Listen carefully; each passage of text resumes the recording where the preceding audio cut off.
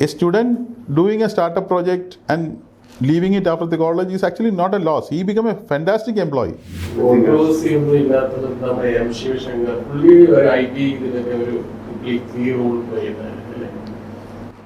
Definitely. In many areas he has played a key role. See, I think, personally I believe migration is not exactly an issue anywhere. It happens even from developed countries, people will migrate to another places. So in Pathanamthitta, we have RFID enabled close to around 60,000 cows. Mm-hmm. So that anything which happened to a cow, whether a feed is given or whether a disease is been treated, everything is geotagged and everything is recorded. This time the entire Abkari Lelam happened online. The platform was developed by us, and without any problem, it is done very well. We have also created another one where we have geotagged close to 1 million coconut trees in Chittoor and mapped them to the shops.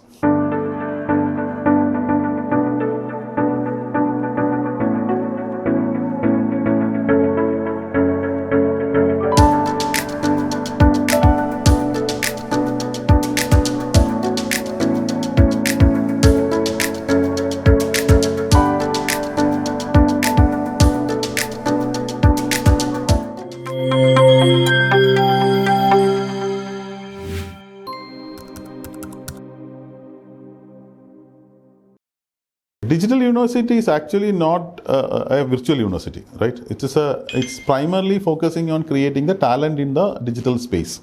Now, why do you want that? Because we believe, and this is a premise in which this whole thing is set up, that in the last 10-15 years, and as we go further, there is going to be a substantial change from a physical or a industrial world to a digital world. And every area you actually require more and more digital aspect have to come. I'm sure that you all started applying AI in your work, right? So we actually started seeing that the technologies are actually getting into all the conventional domains. Now, if you look at in the current system, most of this digital is only limited to people who have got technology background. So you are only educating people who are engineers or somebody who into all these technologies. But it is actually the people from life sciences require, people from humanities require this, people from commerce background require it, because these fundamental need to be translated into the other one. So that is a concept of digital university. Can we actually take people from conventional domains and then take them into the digital domain per se? So we have an MTech program, but we also have a very strong MSc program. So these are people who have done physics or maths or life sciences or ecology or environment sciences. These people are being taken into our programs. So for example, we have a bio AI course, which is primarily meant for people in the life sciences like biology or zoology, where we actually teach them how do actually these are getting applied into the next level, where the genetics is a very important element, drug design is an important element. These are all computational drug design is a very important element. So these aspects have been taken. Same way from ecology, we actually take an MSc ecology with a ecological informatics specialization. So how do you actually look at from an informatics perspective the ecology, environmental science? So this sort of a transition is what the strength of a digital university as such. Could you maybe give an example on how this computation and ecology can sync together? See, basically, let's say climate studies, for example, right? Climate studies involves big data applications. Yeah. So you really require people who have got fundamentals in climate studies, plus they have very strong background in data analytics. So data analytics is generally not been discussed to that depth in their undergrad education. So in our program, we actually put a lot of emphasis on data analytics applied to the particular domain they have. So that's the way actually we transform them and make them as a professionals for the digital world per se. So they will still continue in their core discipline. That is the beauty. They are not going to become developers or programmers or things like that. They are actually continuing their core disciplines but go into the next level. So we take a person from the chemistry background and take take them through a computational drug design course. It's actually called computational science course, where computational drug design is quoted. Now, many of the pharmaceutical industry require people with computational drug design background, because that's the way actually drug designs happen today. So those transition is what the university is looking. That's why we have not gone into the undergrad education yet, but we go into the postgraduate education. We may actually look at maybe a media tech, where media is having high element of technology in that. So we will be looking at media tech in the days to come. We are looking at judicial tech, because judiciary has got a lot of application of AI and related areas, blockchain and all. So that is primarily the sort of one of the key vertical for the digital university. The second vertical is the research aspect, where we believe that there is a need for us to do substantial amount of research in the emerging domains, because people do research in the technology per se, but there is a fundamental shift which is happening, right? So we have see, he works in cyber security related area. Now the type of activities, public order happening in a cyberspace, there is a sociological aspect to this. We need to study that in a much more depth as such. Same is the case with the economics. Digital economy is different from an industrial economy. So there is a research requirement on that. So that is our second aspect. The third aspect is we also believe that in the new world, especially in the context of NEP and others, universities have one more different role. In the conventional universities, we are only creating talent, who in turn go and create economy. But we believe that universities also can play a direct role in creating economy. Universities actually have to be the sort of at points which attract industry. Why should, if Stanford can create Silicon Valley, why can't this be an attraction to create industries as such? So that is one of our key focus, where we thought that the good faculty who is doing applied research can actually work with the industry, or because of them industry can come to us. The whole concept of Digital Science Park was that.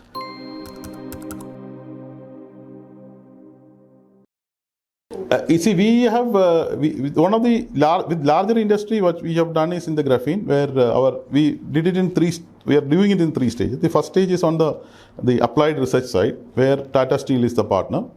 Second stage is from applied research to, that's basically from technology to products. Applied research will give you technology, so from that you give it to the products. That's basically where Carborundum is actually a partner. Then later it will translate into other industries, and then they will set up a park, which our industries department will be facilitating that. But in the Digital Science Park, we are actually looking at companies or startups who actually look at research and development, and then they can work with us. So we are very happy that the foundation stone was laid by Honorable Prime Minister in April, and building will come. It takes around 2 years, but we thought we don't want to wait that much of time, so we created a smaller facility. In that facility, already around 6-7 companies from abroad has already started working with our faculty. Yeah. So we have a company from Australia who is working in the GIS space, who was working with us. We have a company, again a startup company. The other one is a little bigger than a startup company. The second one is a startup company. It's a spin-off from University of Leeds. They are starting working in this space. We have one from Spain who is working. We have one company from US in the sensor development. And good thing is all of them are working with faculty members. So it is primarily they came not because we give the space. They came because they found that there is a faculty who is working in an area which is useful for the company to scale up. So our belief is that if you wanted to create the next generation Google, or we really require to support the startups of today with the ecosystem and the knowledge. That's the way we can transit. So that is a sort of vision of the university per se. So it's only around 2 years. The positive thing is the university could be almost self-sustaining, because it is not we are not taking any government funds for our operations. We try to get large research projects from across the world actually, and then trying to attract these companies. Want to create a slightly different model of university system, maybe with the changing digital world as such. So this is like, how big is the park, 15,000 square feet area, like this digital science? As of now, we have set up a 12,000 square feet space, which is in Kabini building in Technopark Phase 4. So we created their primary infrastructure plus also the software infrastructure. There is a company called ARM, which are primarily in the chip design and related areas. So ARM has actually partnered with us. ARM. ARM has partnered. Indian company. No, it's a global company. Yeah, it's one of the top 3 companies in the world. So they have actually partnered with us to set up a electronic design center.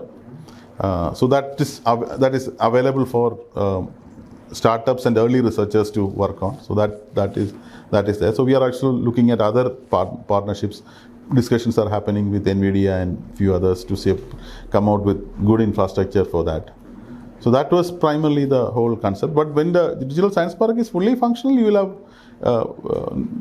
much more facilities, because you'll have digital fabrication facilities, even bioinformatics, drug design, and all those areas, 6 or 7 areas which we are looking at, high-end AI and things like that. This graphene thing, where is it happening? Graphene first phase is happening here in Kalamasheri, where the clean rooms and all are being setting up. No, in our space, in digital hub.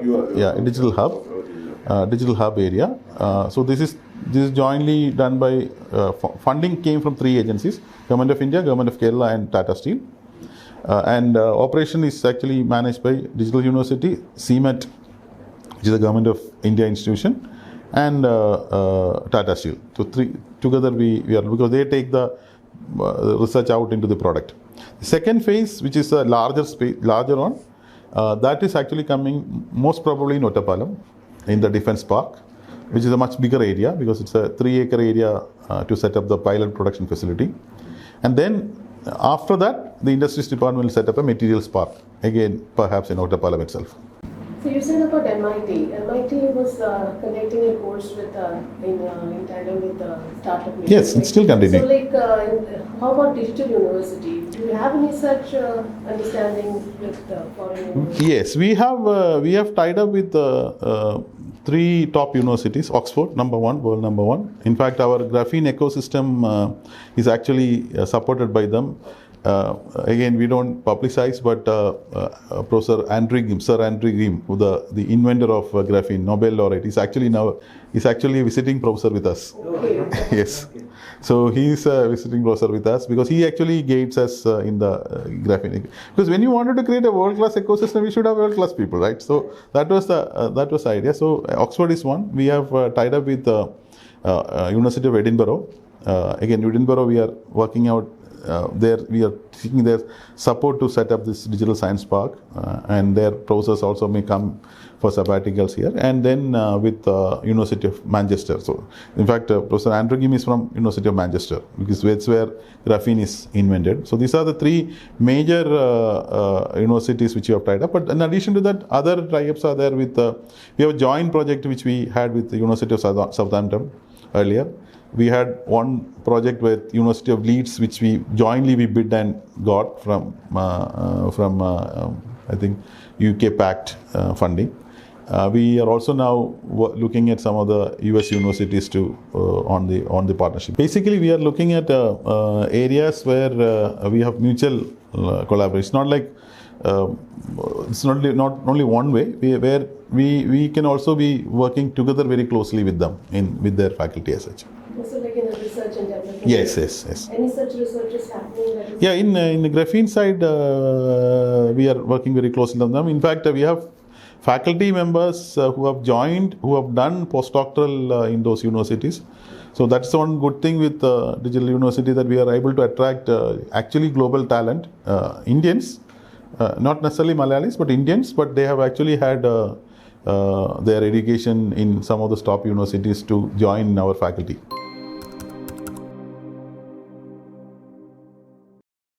See, I think, personally, I believe migration is not exactly an issue anywhere. It happens even from developed countries, people will migrate to other places. But what I think we should be more worried about is why people are not coming into Kerala. So we need to actually have more inflows from other part into the Kerala. And I always ask this question that Kerala teachers are known, school teachers are known across India. Now, if you go to any remote part of India, you see that a school where a Kerala teacher is there. So that means people are known about Kerala education. But when it comes to higher education, we still don't have that chunk of the Indian students outside Kerala coming into the state. That is an area where I think we need to start working on. Again, we need to highlight our strengths. We need to actually start looking at what type of advantages we have and then position that. And I have a feeling that is something which can actually be looked at. Now, if people are migrating to good universities, and like you said, the good brains going to good universities is fine, but we need to also look at where are they going and whether they are really getting the value, or are they going for a different social ecosystem exposure, or they are really going for an education exposure. So those questions they are hard questions to be asked. I think most go for employment. They are focused on employment. So you are suspecting that they might be going for going in not for purely education purpose, but for the social ecosystem that provide in an overseas country, and the university or the colleges may be very low quality. Not everybody, but quite a few may be going for that. Because see the point which you mentioned about employment. Now here again, an interesting thing which we need to actually, again we need to go more deeper into the research on that, is that the starting pay you get even for a low skill job in a developed country is far more than what they get here. But not so in a skill job and the career advancement in another part of the world today. Because India is growing at around, whatever be the estimate, 7-8%, right?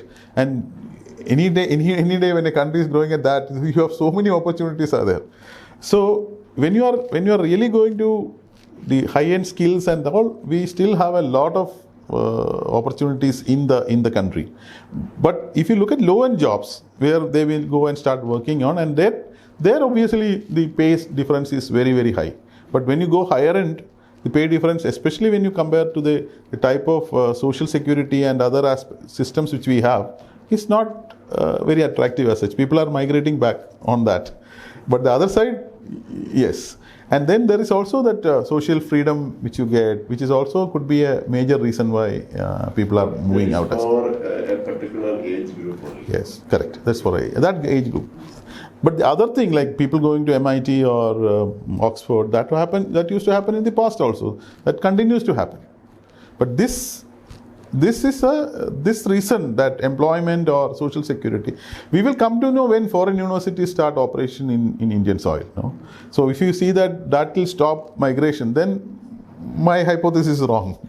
if then, like you said, maybe only for education. But even after they start, people are going out, then I think the reason they are going out is not necessarily for education per se.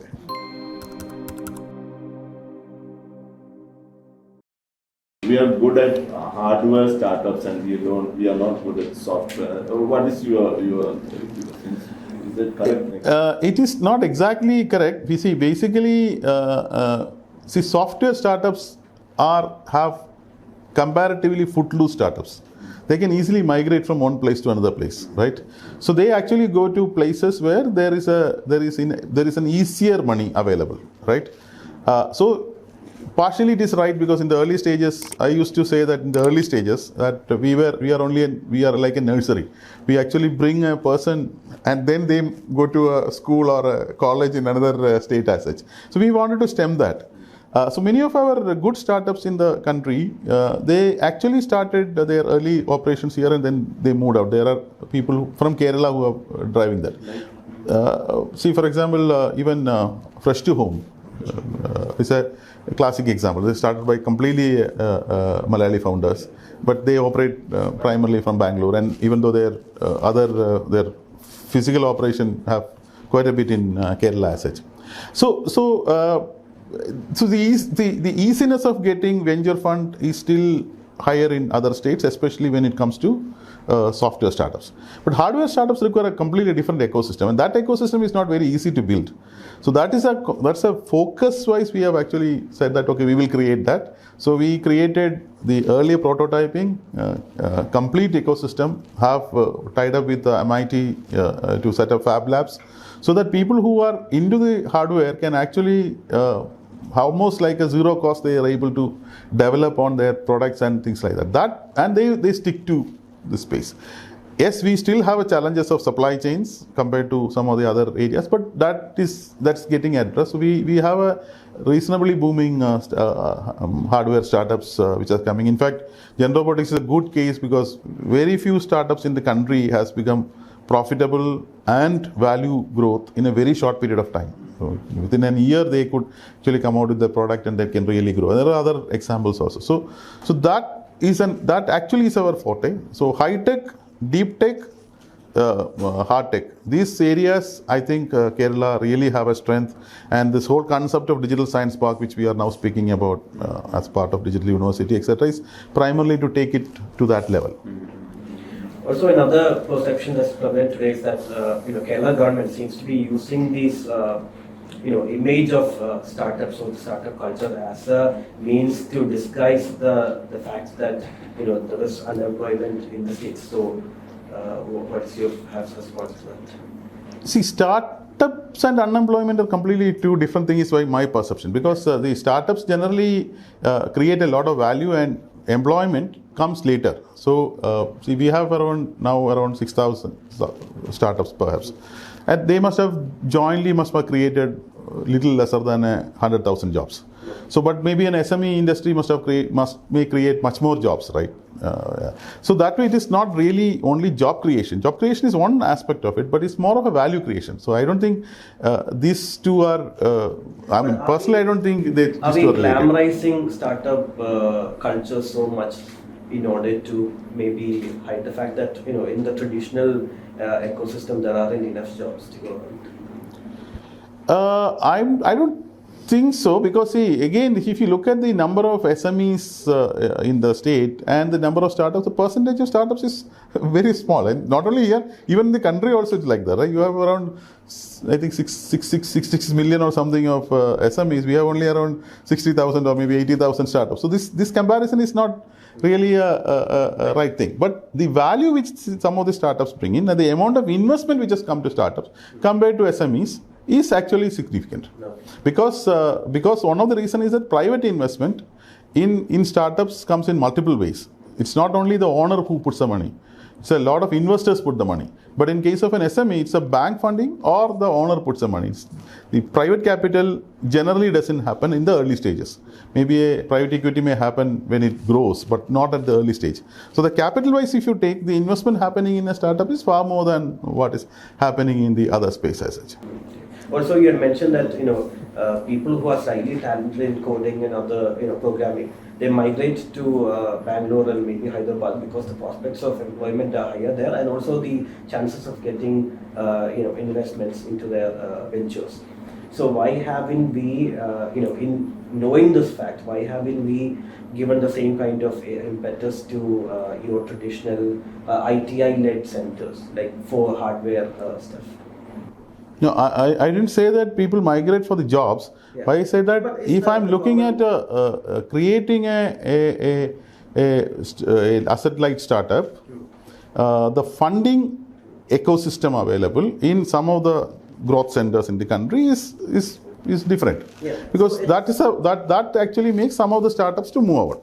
Okay, but that does not mean that they are actually leaving and going. In fact, many of them, what they are doing is they still keep their back-end offices here, their development offices here, because development cost in Kerala is actually very highly comparable with many of the other places. They can actually have a cost advantage. So they keep the larger office here, but they still have a funding space or a business space in another state per se.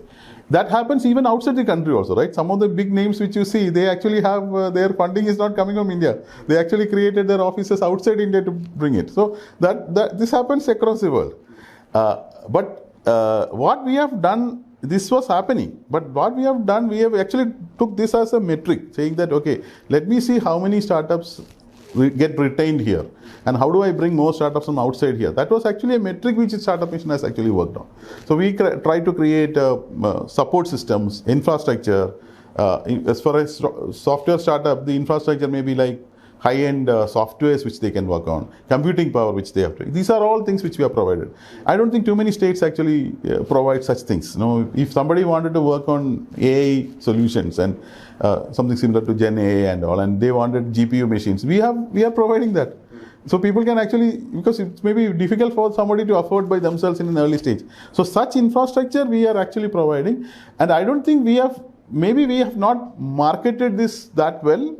Compared to many other places, we have not really told the world that no, we have so much of infrastructure available where you can actually bring in startups can actually thrive on. So maybe that's something which we'll do. COVID also created a slight problem, because when we set up this hardware ecosystem here, we actually planned it as a leave, play, work space. So people can actually come and even stay there.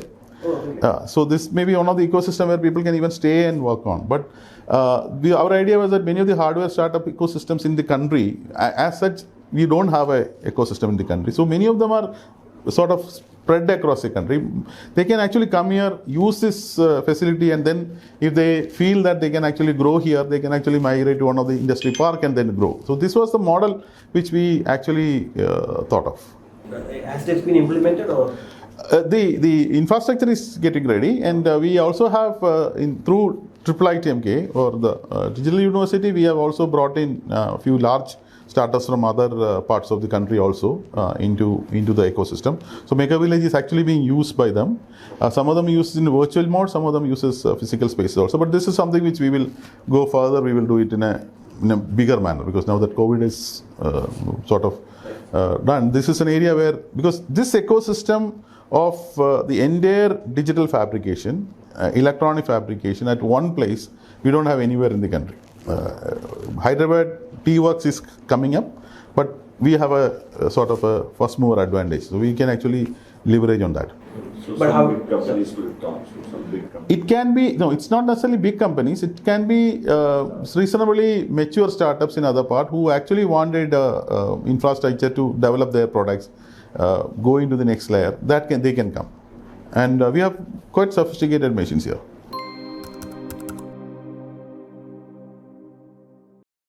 Kerala has a very interesting startup history. As you know, at that point of time, we were never used to call us startups, but we call us the technology business incubator. So technology business incubators were always a part of some academic institution. Yeah. So even in Kerala, we had one with NIT Calicut. And for the first time in the country, Kerala started a TBI in a non-academic premises, that is in the Technopark. So this has happened sometime in 2004, I believe. So this is the first non-academic incubator which has been set up. But it was primarily looking at how do you leverage the Technopark expertise and Keltron and other expertise to create companies. So some of the companies from that actually have grown big, and one of them is called MobMe. Yeah. And the MobMe founders later requested Government of India to see whether can we actually have a private-public partnership incubator, again for the first time in the country. That's what's called Startup Village. Yeah. So it has got another name, but it's primarily branded as Startup Village and started as a Technopark and the DST together set it up in here in Kochi, Kalamassery. And there was some the corporate funding also for that. But that was actually conceived as a project. So I think it started sometime in 2011-12 period. So it actually, like you said, it has really created a lot of hype because it actually aligned extremely well with the needs of the students and all. And but by 2015, they found that the scaling up is actually difficult because of many reasons. One is that you really require a very comprehensive model to develop a startup ecosystem.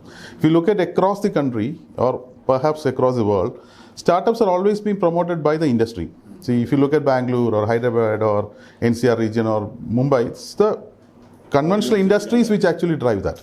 So if a government has to drive, or a place where you don't have that high level of industry presence, you need a completely different model. So that is what Startup Village realized, and then they actually made it into a virtual sort of a thing called sv.co. And so that is a time when this space in Kalamassery, I think 2015, the Technopark TBI decided that, or government decided that Technopark TBI will actually manage this space also. So that is a time my predecessor, Professor Jaishankar, Dr. Jaishankar Prasad was in charge of that. So he was primarily took it over, and then he sort of put a shape to that. And then 2017 when I came, I actually built from where he left. So I actually created a completely a ground up model looking at 5 elements, right from evangelizing the startup culture, which is what Startup Village was doing quite well. But just evangelization alone will not do. You really require to put people some type of a knowledge and deeper skills. So we started creating knowledge programs. So that was the second layer. The third layer was primarily on experimentation. That's basically where the fab labs and other things were set up. So people could actually experiment and do it. So by this time, and we also expanded our footprint in colleges. Close to around 140 colleges at point of time. I think now it is around 400 colleges, small incubators have been set up. So the whole idea is that can Kerala create a different model of ground up startups. So if you go to Bangalore, you don't see the percentage of startups there, need not necessarily from Karnataka. Same is the case with most other part of the what we call as major hubs.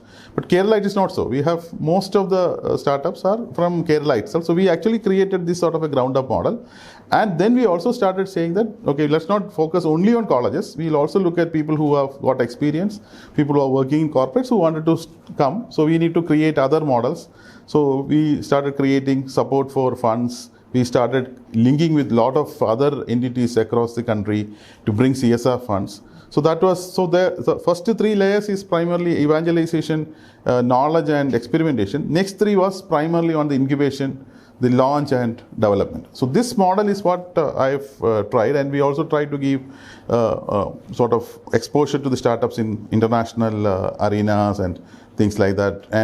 And that's the way that momentum started. And by the time, parallelly, I think in the country also there's a lot of things was happening. We have very inherent challenges. We didn't have funding agencies. We didn't have people who know how to invest in startups. So not only the startups, we need to educate investors also to how do you invest in startups. So those things which was actually been an interesting challenge.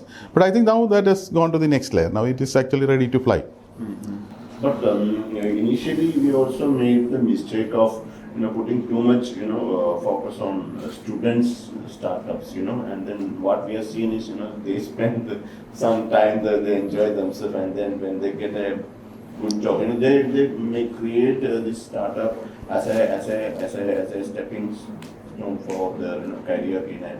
So yeah. They show this, and then when they get a job, they move out. So that was a fault if you look back, or I would say that see, everything has to be looked from a context. Now today, like you said, if I look at today's context and look at it, can be construed as a mistake. But if you look at that context, Kerala, even though we have great entrepreneurs, and if you look at banking sector and other things, we have companies which have actually become nationally very famous, retail space. But entrepreneurship culture as such, something as a career was never been encouraged in our families, right? So there is a need for you to break that. And the only way to do that is, I believe, is that you need to actually glorify it. You need to actually make it, you need to celebrate it. That is exactly what Startup Village did. So if you look at perhaps of the startups which have came, or the students which have came, maybe 5% or 10% only must have created larger companies. But it's really created the startup being a common household name.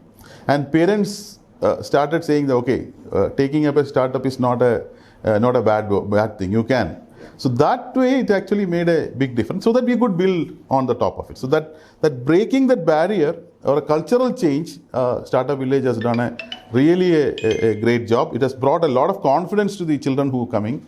In fact, people were actually able to communicate with top leaders in the world. People can actually go to maybe the Microsoft and be there. So even though it looks to be, simple things, but these are all very important things to create a culture. And I think across the country, we have a model how we can actually evangelize and create that as such, which is good. But and also, even though the startups must have failed, I don't think the startup entrepreneurs have really failed. Any of them have actually later created their own companies. Maybe their first venture has failed, second venture has failed, and then later they have really created bigger companies, larger companies. There are several examples like that. I think our unique model is that we are actually starting from the grassroots and building up, rather than only taking people at the top. And in this process, maybe some of them will leave in between. It's okay because they actually go with the great skills. So I used to say when I was the Startup Mission CEO to the IADCs, which we set up in the colleges, is that a student doing a startup project and leaving it after the college is actually not a loss. He become a fantastic employee because he has actually done something in hands-on, right? And that many times good companies pick him also. So that way it is a great learning experience for people to be part of those ecosystem, and we will further democratize this hardware ecosystem across the state.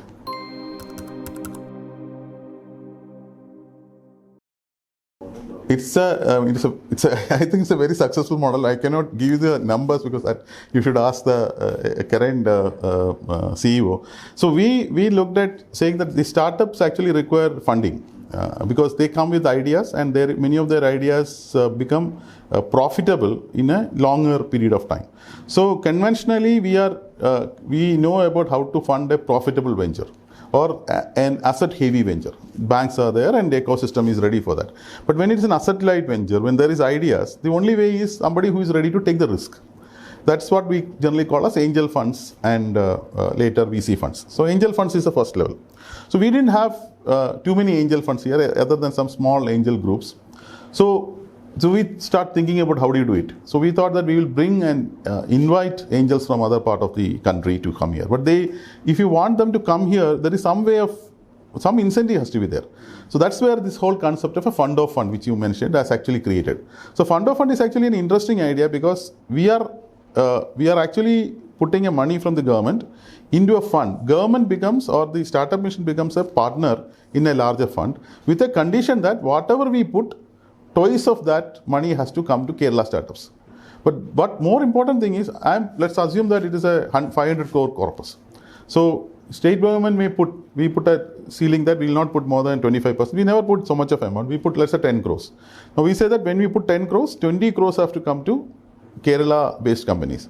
But it is not 20 crores which is coming to Kerala-based company. The entire fund is coming and looking at it, right? So you suddenly see that by 10 crore, I am able to leverage, and I am actually having a large corpus available for the startups in Kerala. The other side of it is, even if by chance our startups are not really performing, the risk of government is very low because you are putting in a very large fund, of which 75% of the risk is taken by the fund itself. So that model worked extremely well because even though we first investment we made only 10 crores, they have invested more than 25 or 30 crores in our startups. And Kerala startups in their portfolio, all of them are doing well. Some of them have really gone big. Open is a good example where we put in a very early stage, which has become a unicorn. Gen Robotics is another case. We put in a much early stage. Now it is a 200 crore company. So the entire money we put came back already. And the corpus now is a really big size. I don't know the exact size, but that I think you should ask the current CEO. But it's a successful model of how you can actually have a private-public partnership for funding the startups per se. Not only the startups got the fund, but the investment the government made has also given hefty returns for the Startup Mission per se. That could be a unique model. Is there anywhere? Government of India is also doing on through SIDBI and I think few other agencies, much bigger corpus. Now, after our model has become popular, many other states are also started looking at this fund of fund model. But we give, almost a full freedom for the investor because we say that they do a very due diligence process. So let's not make any inroads into their decision-making process.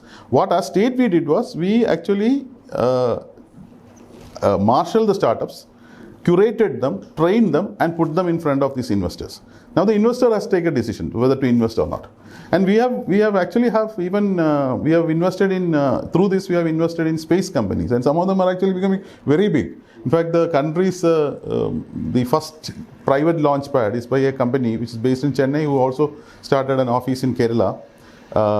This company is one of the investment which made. So it's again really have gone big. So the from investment side, it is really good. For the availability of fund to the startup also, it is good. So both the purposes actually been met.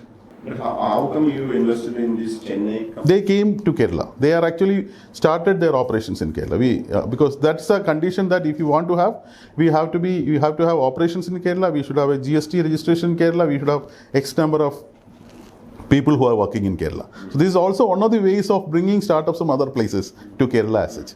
So both this also is actually working well, because some of the newer areas Kerala may not have enough number of startups, but it's good to have startups from other part of India to be here, so that they can, there is a cross migration happen and things like that.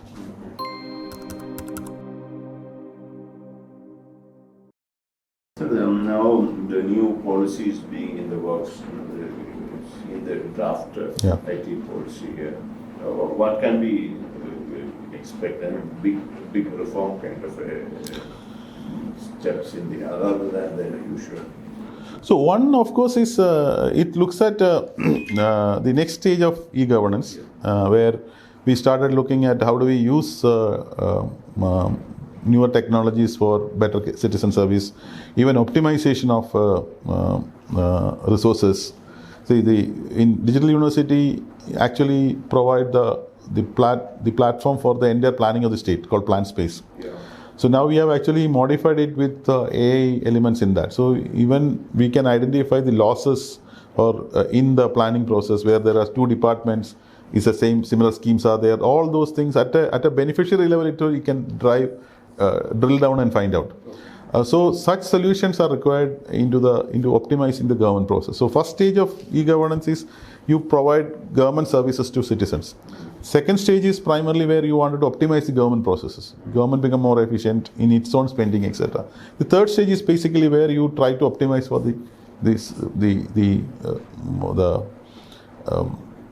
customer itself. That is so.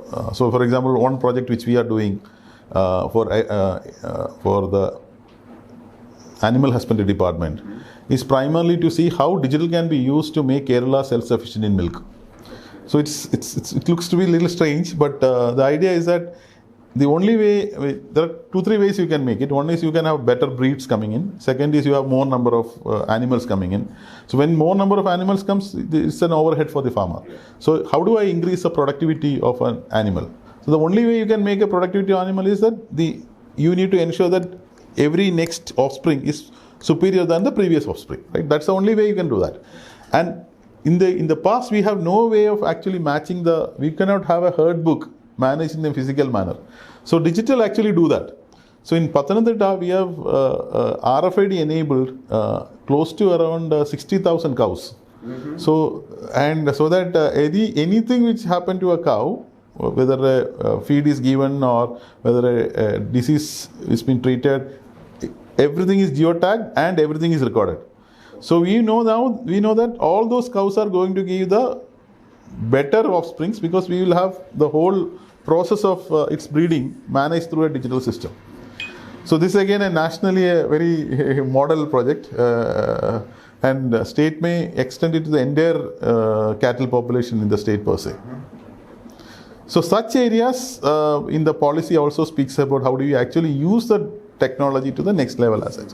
So also technology, it also speaks about more participation of private entities in the park. The point which you mentioned some time back, like earlier we were only looking at closed spaces as parks, but the policy also speaks about, there's a draft policy says that even if it is somebody's outside, that can also be as a deemed park sort of a thing, where some of these facilities can be extended. So the whole concept of continuum of the IT is also possible. So corridors are actually being planned in that. So such aspects are actually being a part of those are the major changes, I think, which is envisaged in this policy. Corridors were mentioned in the last budget. Right? Budget also, but the corridors, the entities coming in the corridors getting the similar benefits is something which this policy speaks about. And this actually go very hand in hand with the industry policy also. So industry policy also focus on some key areas. So this goes hand in hand with that. And this 60,000, this Pathendra, where is this exact? India Pathanamthitta. India Pathanamthitta district, we have around 75,000. So who is means under whose control it is? Veterinary department, animal husbandry department. So the whole, and in fact, we have developed a very comprehensive e-health system for the animals. So all veterinary clinics can actually run on our platform now. It's just started only. So just like e-health for humans, we have created an e-health for that's not only for cattle, but for every animal. So if you have a pet, you can actually book online. You can actually go, and the whole thing has been tracked. And even disease spreading, on health, all of those aspects are being covered. It's a very, very comprehensive enterprise solution which we have developed. And any results, like scary results on this? No, this RFID enablement happened last year, so it's just completed. So it will take another 1 or 2 years to see the real results, because this has to be linked with the breeding process and herd book management process. But it can be extended. It will be extended to industry. It may be extended into the industry. It has to be. Then only you will reach the whole thing. But the other platform is going to be extended. So all the dairy farmers should sign up. Every farmer, not only dairy farmer, even a farmer with three or four cows, even that person will actually. This is actually a small thing, a very small thing. It's actually injected into the earlobe, so it be there. So now when the doctor, veterinarian goes, or any of the vet assistants goes, they will use their reader and they will know the detail of the cow from the cloud. Then the whole thing goes. So it's a very interesting model. Yes. This time the entire Abkari Lelam happened online. The platform was developed by us, and without any problem, it is done very well. We have also created another one where we have geotagged close to 1 million coconut trees in Chittoor and mapped them to the shops through blockchain. So when someone goes and drinks a toddy, he can know from which coconut tree it has come. So the whole tracking has been done. It was no mixing and all. Ideally this model now with geo tagging of the vehicle, we know that no mixing can be done on the way also. Now earlier we didn't know which tree it is coming, so they only know the total quantity produced and total quantity sold, and you don't know whether any mixing happened. Now we know tree wise you can map. So that complete data is available online. That's how many trees? Close to 1 million, I think. Exact number, close to Excellent.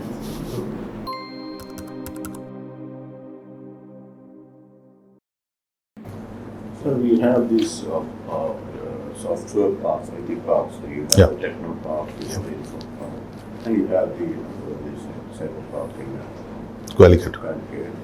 But now, what we are seeing is that companies are coming out and setting up their own facility outside. So, like even Zoho recently announced setting up in Stanford. So, the concept of the parks, do you think that it has past its expiry date? I mean, like, because you don't get that kind of concessions from that sunrise thing that is all over. So, is it from a company's point of view? And Kerala, as you know, Kerala is a big city type. Anyone can set up. So that concept has own cost. Like, what's your assessment? I don't think so, because if you ask all the 3 parks, I mean, in fact, 2 parks have got CEOs. they will say that they have a big waiting list. So there are companies who wanted to get into that, and they don't have space to spare. In Trivandrum also, they don't have space to spare. Even But why should somebody get in if there is no other concessions, taxations? Lot of advantages are there. No? It's like living in a walled environment. You have a lot of things are taken care of. You don't have to worry about some exclusive facilities like maybe for food. You don't have to have. You may have a hospital facilities. You may have an entertainment facility. Many of them have become as a part of the park per se. That is a big advantage, and also there is a community.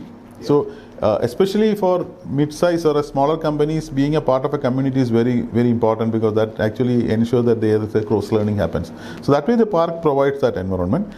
But having said that, there are also, like you said, there are companies who, when they grow big, they may like to have their own facility, which is quite fine. But I don't think it has outlived its purpose. You still require it. But what we are looking from a digital university's perspective or university's perspective is that the technoparks actually provided the physical infrastructure, and also, like you said, the concessions and other things which can actually be operated. They actually sort of ensure that regulatory compliances are being channelized, which are the pain points typically in industries. Those things have been taken care of. But the next stage is primarily where you are to bring knowledge industries. So knowledge industries require infrastructure in a different kind, where there is a amount of risk in that. There may be failure can happen because they are working on research and development. So some of those risk has to be underwritten. So you really require infrastructure to support that. You really require talent to support that. You need to have mechanism to ensure that their patents and IPR are being protected. So these are the elements which is required in the next stage. And that is what knowledge science parks and the digital science park is actually providing. Digital science park has come a little ahead. Other science park will be coming with various themes as such. So this is not only for startups. This can also for a company who is maybe a service company, who now think that they can actually diversify into a product field, maybe in a new field, but they don't want to invest heavily on their infrastructure because they don't know whether it's going to be successful. They can actually come to the park, work with either they can just use the facilities or work with the university or the talent. They also get students who can actually work as interns for them at a low cost. So all those facilities will be there. That is a vision in which this whole thing has been conceived.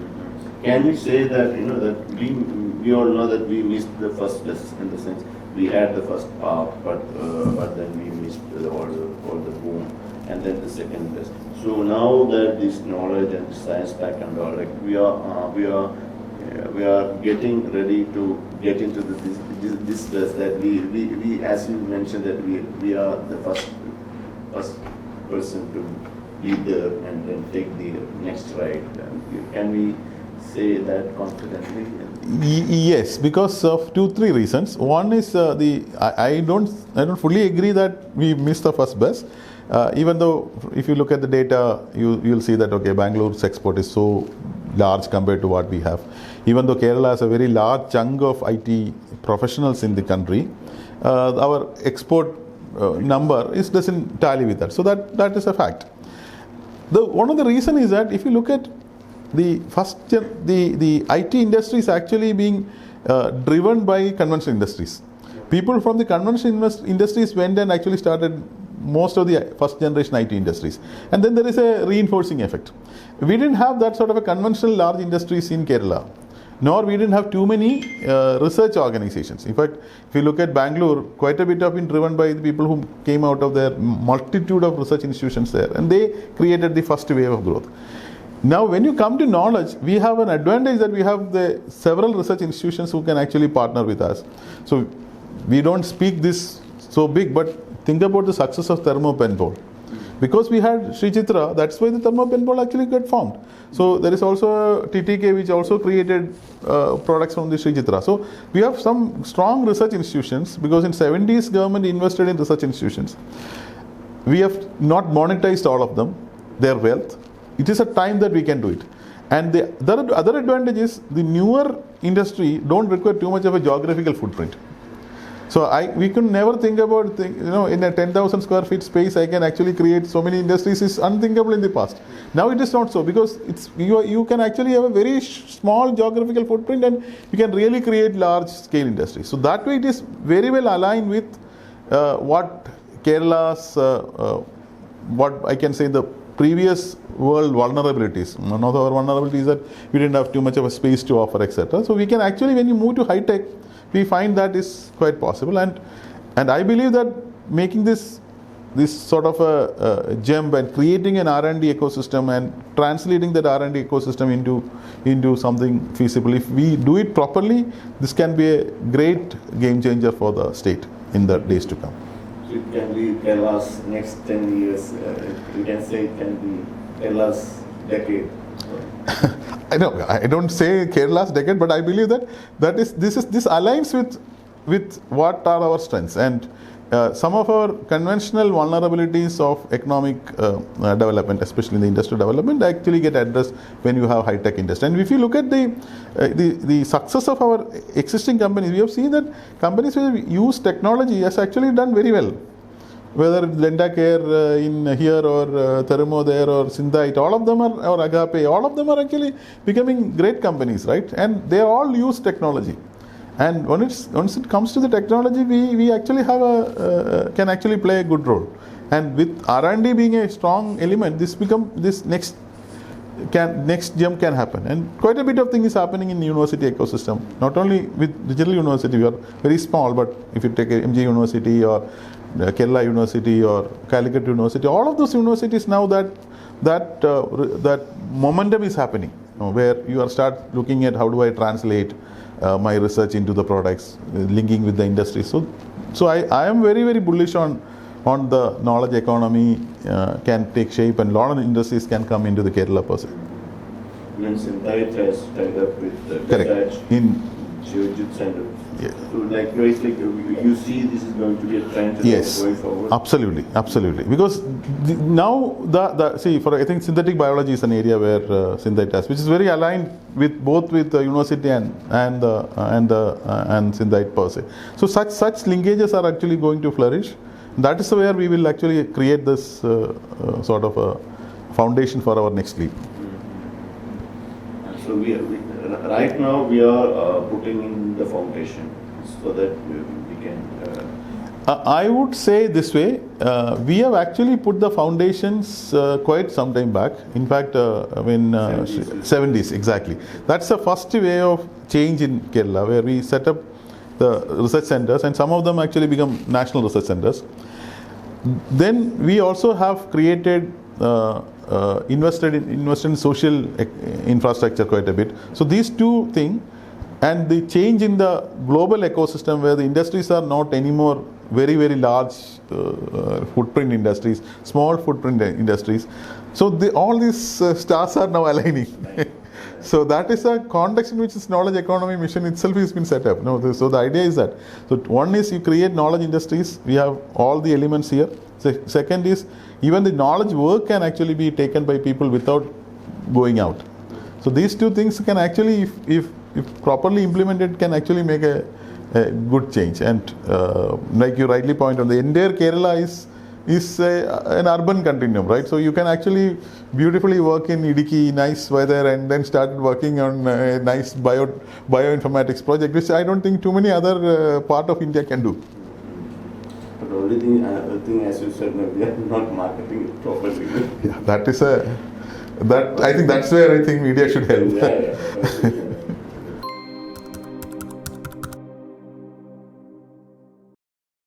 Controversy ഒന്നും ഇല്ലാത്തത് നമ്മുടെ M Sivasankar പുള്ളി ഒരു IT ഇതിലൊക്കെ ഒരു key role ചെയ്യുന്നതല്ലേ?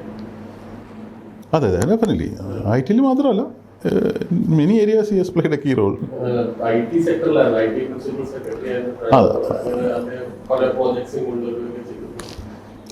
അല്ല, what I mean is when he was in multiple roles, ഇപ്പോൾ ടൂറിസം ആയിരുന്നപ്പോഴും DP ആയിരുന്നപ്പോഴും എല്ലാം he has contributed quite a bit. I worked very closely with him and I found him as a great professional and a person who is very, very bright, take decisions very fast. But that is true in the current dispensation also, that Current IT secretary also is extremely good. He takes decisions very fast. So that is a good thing with the IT sector per se. We have, And it comes directly under the CM, so. yeah, correct. So this is priority. Trade union interference on the IT sector. IT സെക്ടറിൽ trade union interference ഉണ്ടെന്ന് തോന്നുന്നില്ല. കാര്യം I think all the companies are, at least in the parks, are all meeting the requirement, minimum wages, support systems and all are there. So I don't think there is a അങ്ങനൊരു നമ്മളങ്ങനെ കേട്ടൊരു issue ഇല്ല. Actually, kind of a startup or something or a future. That person is a Malayali. He actually started out from here, but he actually was very much in saying that you should not mention me as a Kerala-based startup. You should say I am an India-based startup because there are some sort of funding issues. Like when investors come, the North Indians investors come, they have a fear that Kerala-based startup will invest it only, that there might be some sort of a block or something. So he was very much particular about asking me not to write Kerala-based startup, write India-based startup. So അങ്ങനെ ഒരു ഇത് വരുന്നുണ്ടോ? ഞാനത് കേട്ടിട്ടില്ല. പക്ഷേ ആ perception നമ്മൾ തന്നെ ബിൽഡ് ചെയ്യുന്നല്ലേ. We are very self critical. So we actually sort of exaggerate a small thing into a very big way and in the whole process നമുക്ക് it actually bites back. I knew that in the past some people actually try to create their visiting cards where they put another office in another state primarily to crack businesses. But അതൊക്കെ ഇപ്പോൾ മാറി. So that all changed. But ഇത് ഞാൻ അതിൻ്റെ കേൾക്കാണ്. But I just did this story day before yesterday, and he was very particular about not mentioning Kerala-based startup. He said, okay, you might misconstrue. I know that I am a Malayali and I started from here, but there are some issues regarding investment when it comes to investment. So one of the thing is that, one thing we Startup Mission purposefully did was we actually tried to make sure that we become visible in many of these cases in the national level. Whether now it's in the NASCOM space or in the Startup India space, Kerala is recognized very well. In fact, Kerala Startup Mission continuously 3 years got the top performer ranking, which actually, and we created some very unique things which other states have not done. Adellam bhayangara positive items. For example, procurement. The policy which we brought in to procure up to 1 crore directly from startups is actually taken as a national model. They said that you need to understand, and good thing is that not even one failure happened. Everything has actually been delivered properly by the startups process. So that image we will, I think the image is created by us. We need to break that image for all of our good. So everywhere we'll have problems also, but then we need to see the positives and go ahead.